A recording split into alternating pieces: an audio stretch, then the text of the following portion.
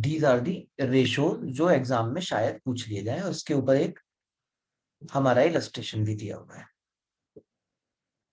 तो इसको करने से पहले, इन रेशोज को करने से पहले, रेशो क्या है? दो, रेशो का मतलब होता है रिलेशनशिप बिटवीन टू फैक्टर्स, दो चीजों के बीच में रिलेशनशिप देखी जाती है और उससे आइडिया लगाया जाता है कि हम कैसे वर्किंग कर रहे हैं। देखिए, आप पहले एक मुझसे एक क्वेश्चन ऐसे समझिए कि मान लीजिए मैंने आपको एक टारगेट दिया, मैंने आपको एक टारगेट दिया कि बेटा आपको 15 डेज पढ़ाई करनी है। ये इलस्ट्रेशन मेरे साथ नोट कर लेना। एक दिन में 10 घंटे पढ़ना है, ये तो मैंने आपको कहा है 10 घंटे पढ़ना है, और आपको टारगेटली कितने चैप्टर खत्म करने हैं? 20 चैप्टर्स। ये मैंने आपको टारगेट दिया, यानी एक चैप्टर में प्रैक्टिकली कितना टाइम लगेगा? 15 दिन है, 15 150 घंटे, यानी 7.5 घंटे लग। ये मैंने आपको एक टारगेट दिया, मैंने कहा बेटा अब एग्जाम आ रहे हैं, तो आप क्या करना, नेक्स्ट 15 डेज पढ़ना, हर दिन 10 घंटे पढ़ना, 20 चैप्टर में दे रहा हूँ ये करना, यानी एक चैप्टर में लगभग 7.5 घंटे का टाइम। अभी क्या टॉपिक है वो छोड़िए, पहले मैंने आपको ये टारगेट दिया, आपने मेरी बात सुनी, सुनने के बाद आपने अपने घर पे मंथन करा, आपने कहा सर तो बहुत ज्यादा काम देता, सर की छोड़ो, मैं केवल 14 दिन पढ़ूंगा,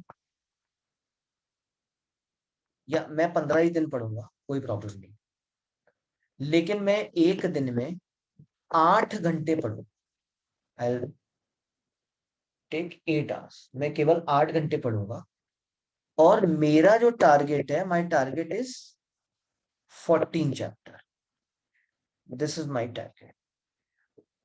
मैंने आपको 20 चैप्टर गए थे, आपने अपना टारगेट बनाया 15 चैप्टर, आप मान लीजिए 15 चैप्टर का टारगेट, आपने कहा यार हम 15 चैप्टर खत्म करेंगे, दिस इज, मतलब एक मैंने टारगेट दिया और एक आपने अपना बजट बनाया। आपने कहा यार 15 ही दिन पढ़ूंगा, 10 घंटे पढ़ के मेरी जिंदगी में और भी तो बहुत कुछ है, 8 ही घंटे पढ़ूंगा, 15 चैप्टर कंप्लीट करूँ। ये आपने अपना टारगेट सेट करा, यानी ये एक पॉसिबल मेजर था, ये सब बच्चे कर सकते थे, ये मैंने टारगेट दिया था, एक आपने बजट सेट करा। इसके बाद आपकी एक्चुअल परफॉर्मेंस निकल के आई, आप 14 दिन ही पढ़ पाए, एक दिन आपको थोड़ी सी सर्दी खांसी, एकदम खांसी और जुकाम हुआ, आपको डर लगा लगा कोरोना, आप बहरहाल एक दिन नहीं पढ़े, बाद में वो टेस्ट नेगेटिव आ गया। आप 14 ही दिन पढ़े एक्चुअल, आपने उम्मीदें बहुत होती है 15 दिन पढ़ूंगा, 14 दिन पढ़े, ऐसा हो सकता है या पढ़ेंगे ही 15 दिन, ऐसा जरूरी नहीं है 14 दिन पढ़े। आपने जो आपने कंप्लीट किए चैप्टर, वो किए dear 12 chapter, you have completed 12 chapter. ठीक है था, आपने 12 चैप्टर कंप्लीट करें, और एक दिन में आप केवल 7 घंटे ही पढ़े, 7, राइट? आप एक दिन में 7 ही घंटे पढ़े, बाद में फिर आपने सोशल मीडिया और ये सब करा, लेकिन आपने 7 घंटे पढ़ पढ़ के भी कितने चैप्टर कंप्लीट कर लिए? 12। ये एक स्टैट सामने आई है। अब आपको परफॉर्मेंस एनालिसिस करना है। जब भी इस तरीके की परफॉर्मेंस एनालिसिस करी जाती है तो 3 चीजें निकाली जाती हैं, 4 चीजें। मैक्सिमम पॉसिबल आवर्स क्या थे, आपने कितने घंटे टारगेट किया, ये मैंने आपके सिलेबस से रिलेट कर दिया, प्रोडक्शन से भी रिलेट कर सकते हैं, बजटेड आवर्स क्या थे। स्टैंडर्ड आवर्स का मतलब क्या होता है? एक्चुअल आउटपुट के हिसाब से कितने घंटे लगने चाहिए थे, और आपने कितने घंटे लगाए। ये 4 चीजें आपको निकालनी। हमेशा जो रेशोज किए जाते हैं वो आवर्स वाइज किए जाते हैं, क्योंकि क्या होता है, अगर मल्टीपल प्रोडक्ट कंपनी होती है तो कुछ प्रोडक्ट्स में ज्यादा घंटे लगने होते हैं, कुछ में कम लगने होते हैं, अगर हम प्रोडक्ट वाइज कैपेसिटी नापेंगे तो गड़बड़ हो जाएगा। हमेशा सारे जो आउटपुट्स हैं उन्हें आवर्स के बेसिस पे नापा जाता है। अभी क्वेश्चन जब मैं खत्म करूंगा तब तक समझ में आ जाएगा। आप बताइए मैक्सिमम पॉसिबल आवर्स क्या थे आपके पास, काम कितना कर सकते थे आप? 150 घंटे। 150 घंटे। 150। अगर आप चाहते तो कितना घंटे काम कर सकते हैं? 150। लेकिन आपने खुद ही कितने घंटों का बजट बनाया? 120। आपके कितने घंटे लगने चाहिए थे? स्टैंडर्ड आवर्स स्टैंडर्ड कॉस्टिंग में बता चुका हूं कि एक्चुअल यूनिट के लिए कितने घंटे लगने चाहिए। एक्चुअल यूनिट कितने करे आपने? 12 चैप्टर। 12 चैप्टर में कितने घंटे लगने चाहिए थे? अगर प्रैक्टिकली देखा जाए तो आपने जो बजट बनाया था, वो कितने घंटे का था? एक यानी एक चैप्टर कितने घंटे का था?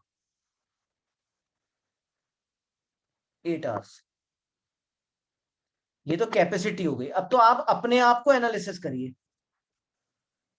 एक तो आपकी सेल्फ एनालिसिस, स्टैंडर्ड आवर्स, आपने अपना टारगेट क्या बनाया था? ये तो एक पॉसिबिलिटी थी, ये तो मैक्सिमम कैपेसिटी थी। बहरहाल आपने क्या डिसाइड करा? आपने तो डिसाइड करा था 15 चैप्टर, 15 दिन, यानी एक दिन का एक चैप्टर, यानी एक चैप्टर इक्वल्स टू 8 घंटे। तो अगर आप 12 चैप्टर खत्म करके आ रहे हैं तो कितने घंटे लगने चाहिए थे? 96 आवर्स। और एक्चुअली में आपने ये काम कितने घंटे में कर दिया?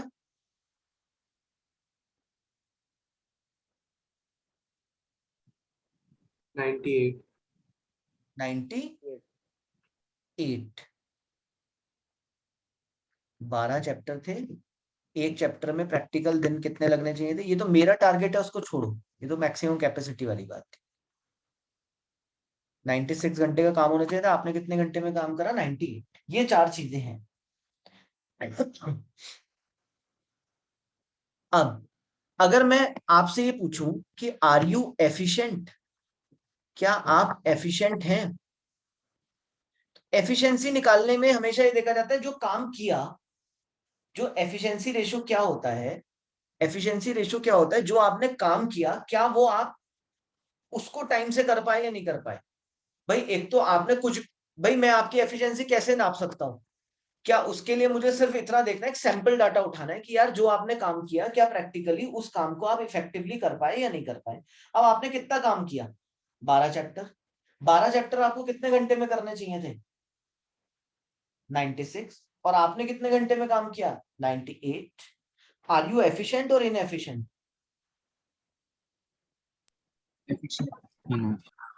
इनएफिशिएंट। तो जो भी चीज आपको ज्यादा चाहिए उसे हमेशा ऊपर रखा जाता है रेशो में। प्रैक्टिकली आप अपनी एफिशिएंसी देखने के लिए आप क्या चीज ज्यादा चाहिए थी, या जो चीज आपको कम चाहिए? कम क्या होना चाहिए था? आपके एक्चुअल आवर्स कम होने चाहिए थे, एक्चुअल आवर्स ज्यादा होने चाहिए थे? कम होनी चाहिए। कम होने चाहिए। तो आप एक फॉर्मूला बनाएंगे, standard hours upon actual hours into 100। यानी आपने क्या करा?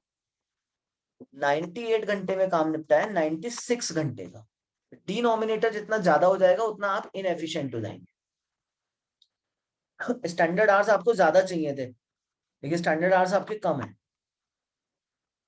यानी काम करना होना चाहिए था 96 घंटे में, आपने लिया 98 घंटे में। तो एक्चुअल आवर्स हमेशा, वर्किंग आवर्स हमेशा क्या होना चाहिए? कम।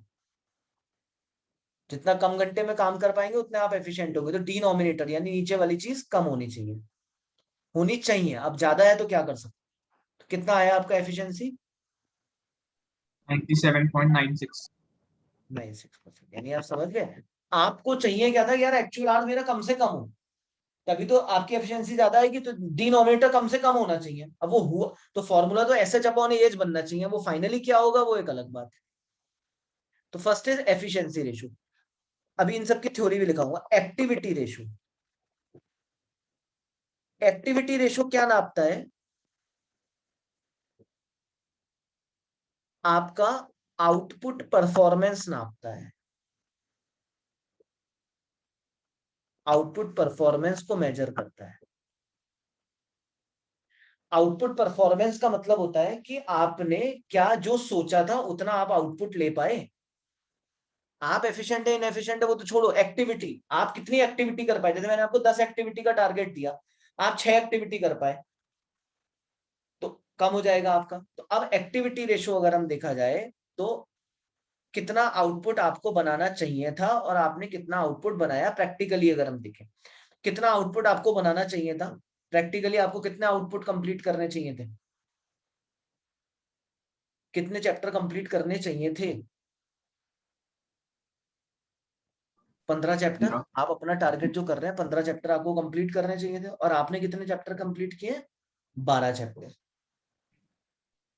तो यानी अगर मैं बात करूं कि आपका आउटपुट परफॉर्मेंस तो खराब है ना, यानी आपको 12/15, अरे आपको 15 चैप्टर कंप्लीट करने चाहिए थे और आपने चैप्टर कितने कंप्लीट किए हैं? 12। आप कितनी एक्टिविटीज कंप्लीट कर पाए? Output performance is bad. जितना किया उसमें कितने घंटे लगने चाहिए थे, वो एफिशिएंसी है। एक्टिविटी रेशियो सिर्फ ये बताता है कि आपका आउटपुट परफॉर्मेंस कहता है। तो आप 12 चैप्टर कंप्लीट कर पाए जबकि आपको कितने चैप्टर कंप्लीट करने चाहिए थे? 15 चैप्टर। तो what is your activity ratio? यानी ये आउटपुट वाइज है। अगर आउटपुट वाइज देखो तो जरा बताना कितना आ रहा है? 80% एक्टिविटीज ही पूरी हो पाई। और इसका एक फॉर्मूला और होता है एक्टिविटी रेशियो का, SH/BH। स्टैंडर्ड आवर्स कितना है?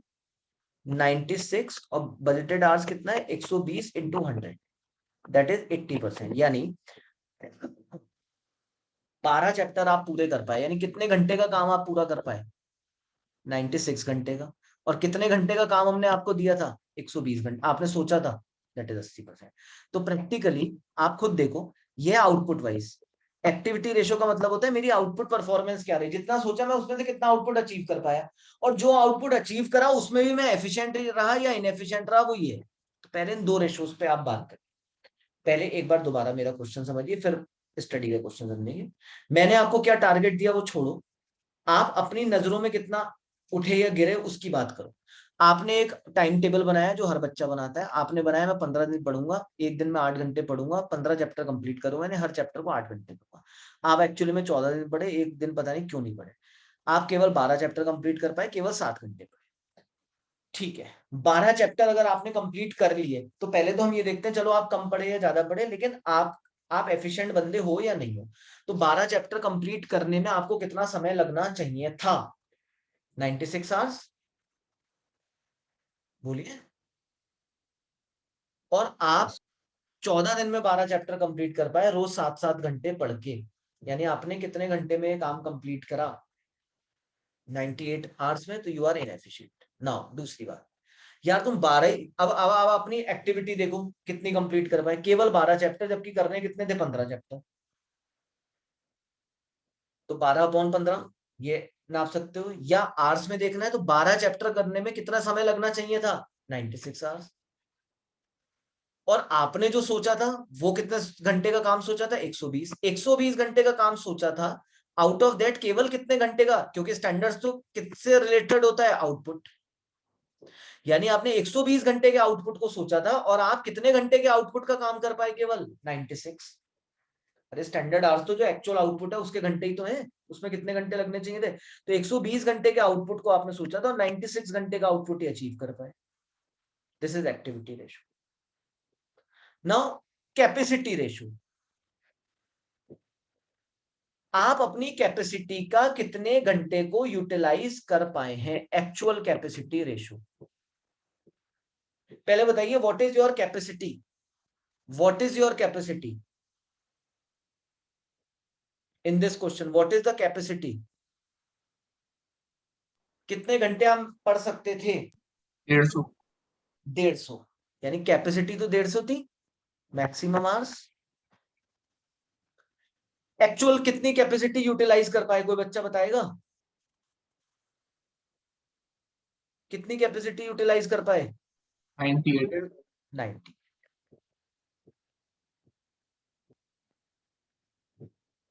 You can calculate. ये एक्चुअल कैपेसिटी रेशियो आ जाता है। एक आ जाता है standard capacity ratio. Standard capacity ratio, standard capacity ratio होता है आप अपनी कैपेसिटी का कितना यूटिलाइज कर सकते थे। कैपेसिटी कितनी थी आपकी? 150। आपने कितना स्टैंडर्ड सेट किया था इसको यूज करने के लिए? ये बजटेड आवर्स होता है जो आपने सेट, आउट ऑफ दैट वो था standard capacity ratio. Standard capacity ये नहीं कि स्टैंडर्ड आवर्स कितने थे, वो तो एक्चुअल से ही पता लग गया। स्टैंडर्ड कैपेसिटी रेशियो होता है आपने अपनी कैपेसिटी का कितना परसेंट अपना टारगेट को दिया। तो आपने सिर्फ 120 घंटे का बजट बनाया आउट ऑफ 150। तो ये आपने अपने स्टैंडर्ड सेट करे, उसमें से भी आप इतना अचीव कर पाए, उसमें आप इतनी एक्टिविटी कर पाए, इतनी एफिशिएंसी थी। ये एक पार्ट है। अब मैं इसको ऐसे पढ़ाता हूं, जरा यहाँ एक क्वेश्चन से समझो, और यहाँ पे अब इस क्वेश्चन के रिलेटेड बात करें। देखो एक इलस्ट्रेशन 7 है। अच्छा, एक कैलेंडर रेशो भी होता है। कैलेंडर रेशो का मतलब कि आपका कोई कमी तो नहीं रह गई। कितने दिन में काम कर सकता था, जरा बताइए इस क्वेश्चन में। 15 दिन बजटेड डेज, और मैंने कितने दिन काम किया है, 14 दिन। तो इसे कैलेंडर रेशो बोलते हैं। बहरहाल उस कैलेंडर को छोड़ो अभी तरह। स्टैंडर्ड वर्किंग आवर्स, 8 घंटे काम किया जा सकता है 5 दिन एक वीक में, यानी 40 घंटे का एक वीक होता है। मैक्सिमम कैपेसिटी 50 एम्प्लॉय काम कर सकते हैं, और 4 वीक का पीरियड है। तो जरा आप बताइए मैक्सिमम डेज कितने होते हैं हमारे। अगर हम मैक्सिमम डेज काम करना चाहें, मैक्सिमम आवर्स, तो कितने घंटे हम काम कर सकते हैं। What is the maximum hours. Capacity क्या है इस ऑर्गेनाइजेशन की, 8,000। 8000। क्लियर है। 50 एम्प्लॉय लगाएगा, 40 घंटे एक वीक में, 4 वीक, 8000 घंटे की कैपेसिटी है। ठीक। एक्चुअली में 40 ही घंटे लोग काम कर रहे हैं, कोई बात नहीं। Actual hours expected to be work, actual hour expected to be work, इसका क्या मतलब हुआ। Actual hours expected to be work, this is, और ये लिखा है एक्चुअल आवर्स एक्चुअल वर्क। देखो ये तो मैक्सिमम आवर्स हो गए। मुझे और क्या क्या चाहिए यहाँ, बजटेड आवर्स चाहिए, स्टैंडर्ड आवर्स चाहिए, और एक्चुअल आवर्स चाहिए। दो चीजें जरा ध्यान से देखना। Actual hours expected to be work, मेरे हिसाब से मुझे कितने घंटे काम करना चाहिए, और एक्चुअल आवर्स वर्कड, मैंने कितने घंटे काम किया। What is actual hours, 6,000। 6000। मैंने इतने घंटे काम किया।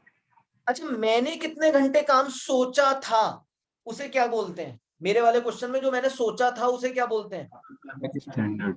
Sir budget standard. रुमान वो होता है जो एक्चुअल यूनिट बनाए उसमें कितना समय लगना चाहिए, दैट इज स्टैंडर्ड। बजटेड क्या होता है, जो हमने सोचा था। Actual hour expected to be worked क्या है यहाँ, दिस इज बजटेड, ये हमने सोचे थे। Standard hours to be earned, जो हमने एक्सपेक्टेड, स्टैंडर्ड आवर्स एक्सपेक्टेड का मतलब क्या हुआ, जो हमने आउटपुट बनाया उसमें कितने घंटे लगने चाहिए, राइट। दोनों बातों में अंतर समझ रहे हैं। जो मैंने सोचा, जो मैंने सोचा इज माय बजट है। स्टैंडर्ड आवर्स का मतलब होता है जो आउटपुट बना उसमें कितने घंटे लगने चाहिए। स्टैंडर्ड आवर्स हमेशा एक्सपेक्टेशन बेस होता है। जो आपकी कैपेसिटी है वो कैपेसिटी आएगी, और आपने इतने घंटे काम किया ना। सबसे पहले एफिशिएंसी रेशो, जरा आप मुझे दोबारा सोच के बताएं। एफिशिएंसी रेशो, मैं आपकी एफिशिएंसी जानना चाहता हूं। किन किन चीजों में एफिशिएंसी देखूंगा। पहली बात बताओ, एफिशिएंसी हमेशा किस चीज से रिलेट होती है, आउटपुट से। आपने कितना आउटपुट बनाया और आपको कितना आउटपुट बनाना चाहिए था। अब इस एफिशिएंसी को नापने के लिए हमें आवर्स में देखना है। जरा आप बताइए किन दोनों चीजों के बीच में रिलेशनशिप देखी जाएगी। आपने कितने घंटे काम किया, 6000 घंटे। इसमें एक आउटपुट बनाया होगा। इस आउटपुट को बनाने के लिए आपको कितने घंटे लगने चाहिए थे, बताइए। अरे इसके अंदर एक आउटपुट जनरेट किया होगा। इसी आउटपुट को बनाने के लिए, एफिशिएंसी तो मैं सेम आउटपुट पे ही देखूंगा, इसी आउटपुट को बनाने के लिए मुझे कितने घंटे काम करना चाहिए था, 6400 या 8000। स्टैंडर्ड आवर हम्म सर इसी आउटपुट 8,000। 8,000। इसी आउटपुट को बनाने के लिए तो 8000 घंटे काम करना चाहिए था। 6400 घंटे तो ये है जो मैंने सोचा था मैं इतने घंटे काम करूंगा। लेकिन जो भी मैंने माल बनाया उस माल को बनाने में मैंने कितने घंटे लगाए, 6000। और इस माल को बनाने के लिए कितने घंटे लगाने चाहिए थे, 8000। नाउ 8000 घंटे का काम मैंने 6000 घंटे में काम कर लिया। बताओ मैं एफिशिएंट हूं या इनएफिशिएंट, आप वैसे सोच के बताओ। एफिशिएंट। एफिशिएंट। परसेंटेज 100 से ज्यादा आना चाहिए एफिशिएंसी, या कम आना चाहिए। ज्यादा। तो ये हमेशा फॉर्मूला होता है standard hours upon actual hours. ये जितने कम होंगे एक्चुअल आवर्स उतने आप एफिशिएंट होंगे। जरा निकालिए कितने परसेंट आ रहा है। थोड़ा सा सर टेक्निकल है क्वेश्चन बच्चों में के लिए। लास्ट में स्टैंडर्ड आवर्स अर्न दिया हुआ है। हाँ, standard hours earned, standard hours earned दिया हुआ है ये। हाँ, सॉरी सॉरी सॉरी, तो ये हुआ ना, सॉरी 7,000 हुआ, very sorry. Standard hours expected, ये तो वो हो गया, 8,000 आवर्स तो हमारे मैक्सिमम था। Standard hours earned, standard hours earned, ये हुआ हमारा एक्चुअली में स्टैंडर्ड आवर्स। ये तो मैक्सिमम आवर्स है, 8,000 तो हमने निकाल लिया था maximum hours. Standard hours earn, जो हमने अर्न मतलब जितना का काम हमने निकाला, आउटपुट जो निकाला, अर्न जो किया, वो कितने घंटे का आउटपुट निकाला है हमने? 7,000 घंटे का।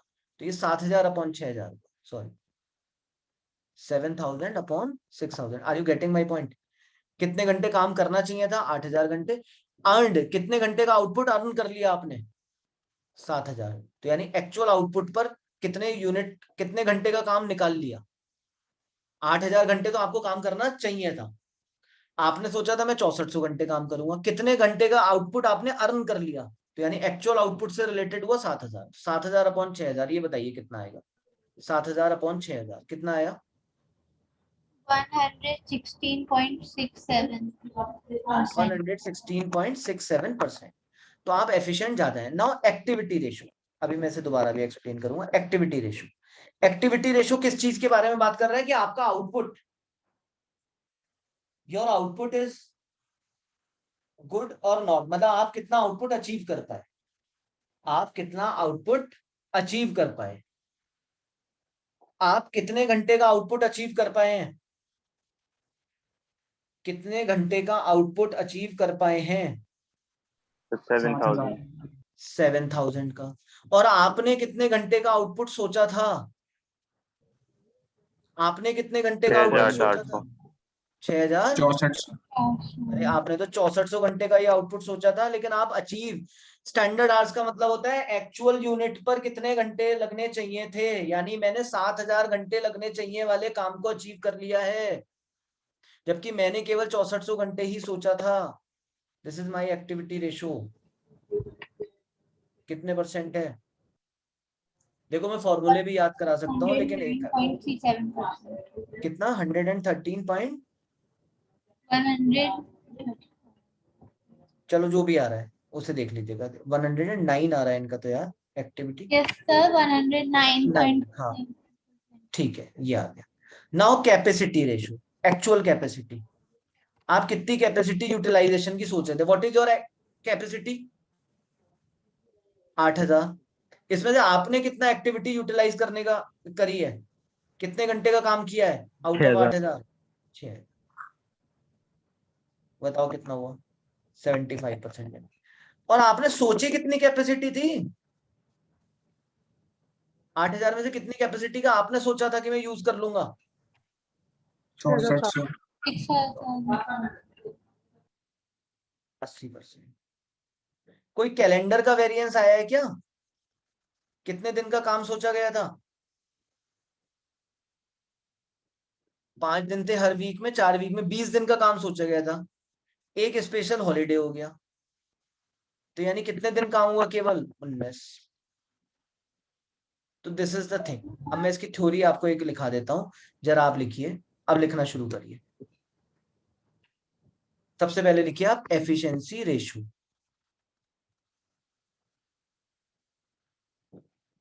देखिए, this ratio shows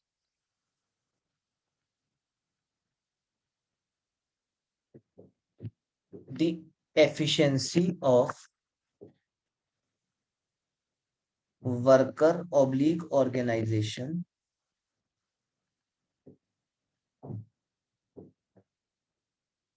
it shows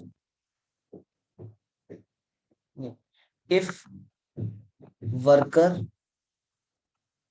works less hours than standard hours, then he is efficient, otherwise inefficient. Ratio क्या होगा? एफिशिएंसी रेशो किन किन के बीच में देखा जाएगा? मैंने कितने घंटे काम किया, एक्चुअल आवर से डिवाइड होगा, और एक काम को करने में मैंने कितने घंटे लिए और कितने घंटे मुझे लेने चाहिए। तो अगर चाहिए से मैंने कम घंटे लिए हैं, यानी एक काम को करने में मुझे कितने घंटे लिए और मुझे कितने घंटे लेने चाहिए।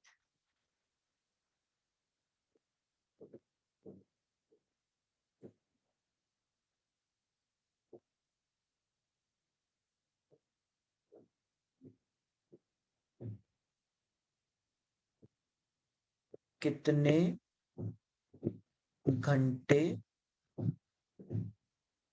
एक्चुअल आउटपुट में लगने चाहिए थे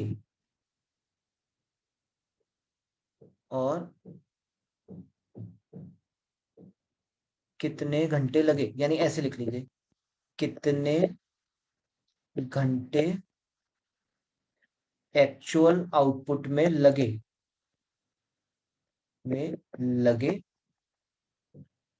और कितने घंटे एक्चुअल आउटपुट में लगने चाहिए थे, इनकी relationship.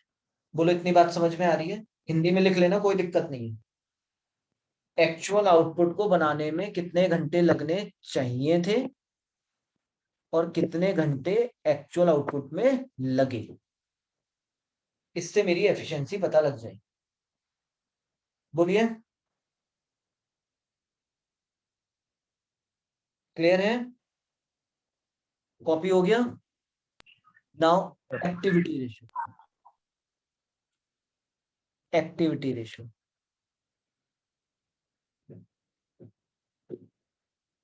It shows how much output achieved as compared to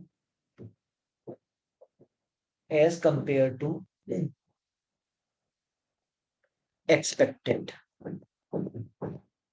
output. अगर आउटपुट वाइज देखें, that is ratio between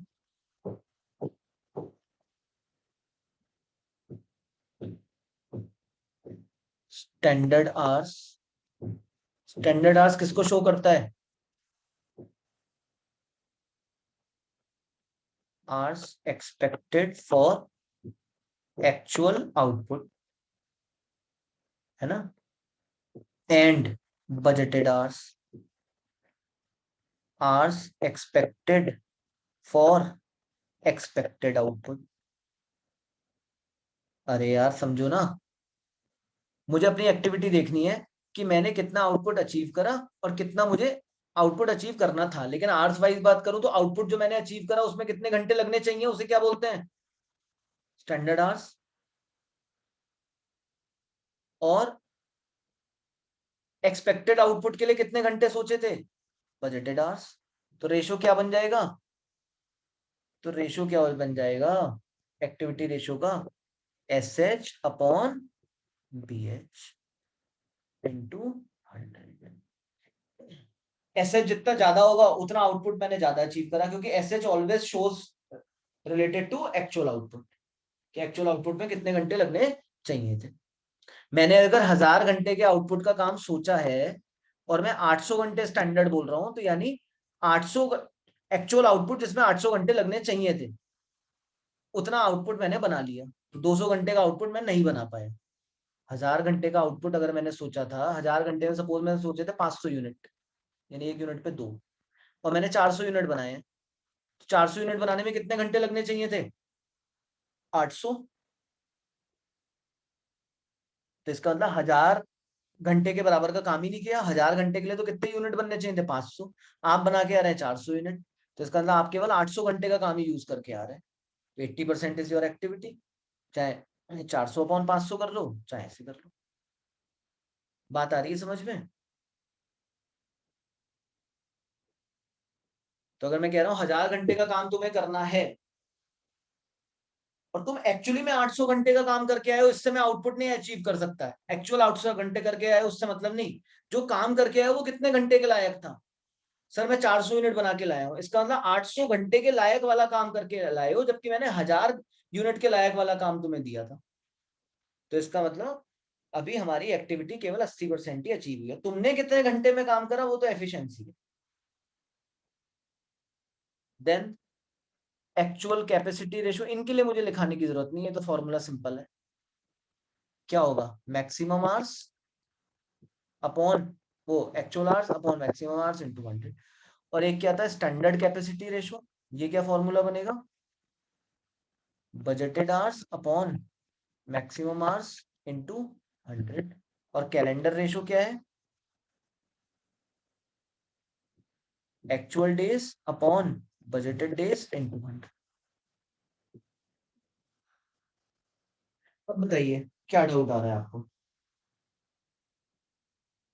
बताइए, है कोई डाउट इसमें? थोड़ा सा याद तो करना ही पड़ेगा।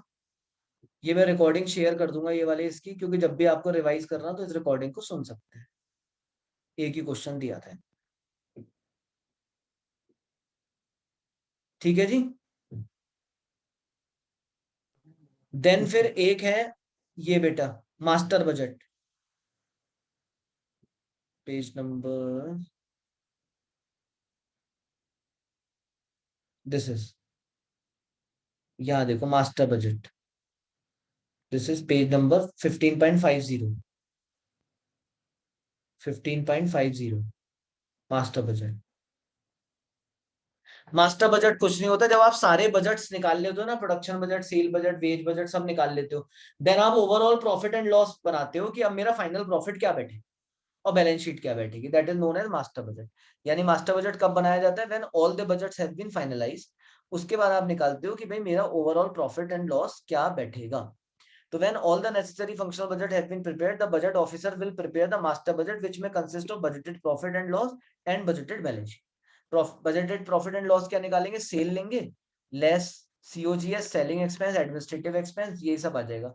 बैलेंस शीट निकालने का तरीका क्या है? शेयर होल्डर फंड इस तरफ लिखेंगे और एसेट साइड इस तरफ, plant and machinery, stock, debtors वगैरह, जैसे इलस्ट्रेशन 6 आपने सेल सोची 8 लाख, यानी सेल बजट फाइनल हो गया होगा, तो सेल्स कर दो 8 lakh. Direct material 60% of sale है। डायरेक्ट वेजेस 20 वर्कर है, 150 रुपए पर मंथ के। Factory overhead, worker manager, works manager है, 4 मैन है। Store and spare 2.5% of sale लगेगा। Dep year, light year, repair, other sundries. ये एडमिनिस्ट्रेटिव एंड सेलिंग एक्सपेंस है। अब वो आपसे क्या कह रहा है? क्वेश्चन में कह रहा है सिर्फ क्या बनाओ आप? Master budget. आधे बच्चे तो ढह जाएंगे, बोले मास्टर बजट हमने पढ़ा नहीं। मास्टर बजट कुछ नहीं है, प्रॉफिट एंड लॉस निकालना है। बैलेंस शीट का कोई आइटम नहीं दिया, इसलिए बैलेंस शीट बनेगी। तो आप कहां से शुरू करेंगे? सेल से। लेस क्या करेंगे? मटीरियल। फिर आप लेस क्या करेंगे? Direct wages. फिर आप क्या करेंगे? Factory overheads.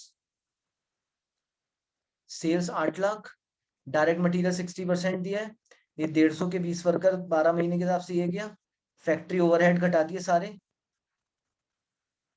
ये आपका आ गया जीपी। फिर एडमिनिस्ट्रेटिव, सेलिंग, डिस्ट्रीब्यूशन ओवरहेड्स ये क्वेश्चन में दिए हुए हैं 36,000, ये घटा दिए। This is your final profit, खत्म। अब प्रॉब्लम क्या आएगी एग्जाम में? जैसे ही आएगा मास्टर बजट, आधे बच्चे तो हत्ते बत्ते छोड़ देंगे अपने, आधों की तो धुरी खत्म हो जाएगी। कुछ नहीं है, master budget is just to calculate the profit. So what is master budget? Theory में भी अगर आ गया तो मास्टर बजट क्या है? जब सारे बजट्स पूरे हो जाएंगे, देन उसके बाद आप बजट प्रॉफिट एंड लॉस निकालेंगे। अगर बैलेंस शीट पूछी, वैसे पूछेगा नहीं, अगर बैलेंस शीट पूछी तो लाइबिलिटी स्टेटमेंट फॉर्म में बनाना है। लाइबिलिटीज यानी शेयर होल्डर फंड ये निकाल लेंगे। इसके अलावा भी अगर कुछ है, लॉन्ग टर्म वगैरह कुछ है, तो वो भी यहाँ लिख देंगे और उसका टोटल कर देंगे। लाइबिलिटी साइड को एसेट साइड ऐसे लिख देंगे स्टेटमेंट फॉर्म में, इसका टोटल कर देंगे। लाइबिलिटी साइड का सारे का टोटल करेंगे एसेट साइड। बोलिए मास्टर बजट में कोई दिक्कत है? मास्टर बजट कुछ नहीं है, जस्ट एक P&L बनाना है। ये वाला क्वेश्चन देख।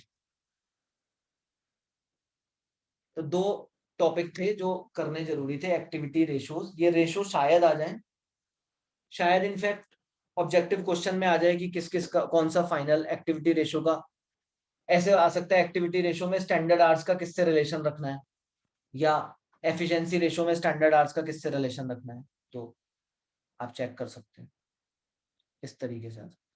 अब पूछ लीजिए जो क्वेश्चंस आपको आए हैं दिमाग इन दोनों बात से रिलेटेड। थ्योरी के लेक्चर्स तो बाद में होंगे जी। थर्ड वाला बता। क्वेश्चन थर्ड बैक में, ठीक।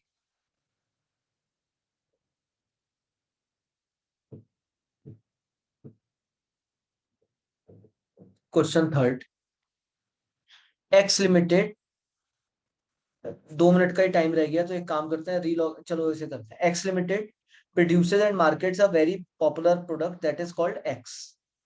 कंपनी इंटरेस्टेड कि बजट बनाए सेकंड क्वार्टर के लिए, सोच रही है 1.5 लाख बैग्स बेचेगी एक्स के, 1200 रुपए पर बैग के हिसाब से, ठीक है।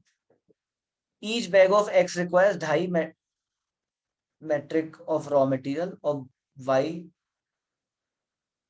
अच्छा 2.5 मीटर है या क्या है ऑफ रॉ मटेरियल वाई लगाएगी, and 7.5 metre of raw material Z लगेगी। यानी एक्स को बनाने में 2 रॉ मटेरियल लगेंगे, 2.5 ये और 7.5 ये। स्टॉक लेवल्स क्या है, फिनिश बैग्स एक्स के इतने साल के शुरू में, एंड में इतने, रॉ मटेरियल का ये है, इससे हम कंज्यूम निकाल लेंगे। एम्प्टी बैग्स नंबर है हमारे पास 1,11,84,000, देखेंगे क्या करना है। वाई की कॉस्ट है 160 रुपए पर मीटर, जेड की है 30 rupees per metre, and empty bag की कॉस्ट है 110। It requires 9 minute of direct labour to produce and fill 1 bag. एक बैग को भरने में 9 मिनट की लेबर लग जाती है। अच्छा 9 मिनट की तो लेबर लग जाती है बनाने में, और फिर एक्स को बनाने में 9 मिनट की लेबर लग जाती है, और फिर उसको बैग में फिल करने में 70 रुपए पर आवर के हिसाब से लेबर लग जाती है। 9 मिनट कुल है टाइम, 9 मिनट का टाइम लगता है बनाने और भरने में, और 70 रुपए पर आवर के हिसाब से लेबर को पेमेंट करना होता है। वेरिएबल ओवरहेड्स ये हैं, वेरिएबल सेलिंग ओवरहेड्स ये हैं। अब कह रहा है प्रोडक्शन बजट बनाओ। सबसे पहले अगर प्रोडक्शन बजट बना रहा है तो क्या इसमें यूनिट्स की जरूरत है, या सीधे सीधे हम मतलब क्या हमें अमाउंट की जरूरत है? नहीं, प्रोडक्शन बजट हमेशा क्या हिसाब से होता है, सेल्स, और प्रोडक्शन बजट हमेशा किससे रिलेटेड होता है, finish goods. Sale plus closing stock minus opening stock. What is finish goods in this question? X. कितना यूनिट आप बेच रहे हैं? 1.5 लाख बैग बेच रहे हैं सेल्स, तो 1.5 लाख बैग तो आप बेचेंगे। क्लोजिंग स्टॉक कितना है एक्स का? 33,000। और ओपनिंग स्टॉक कितना है? 45,000।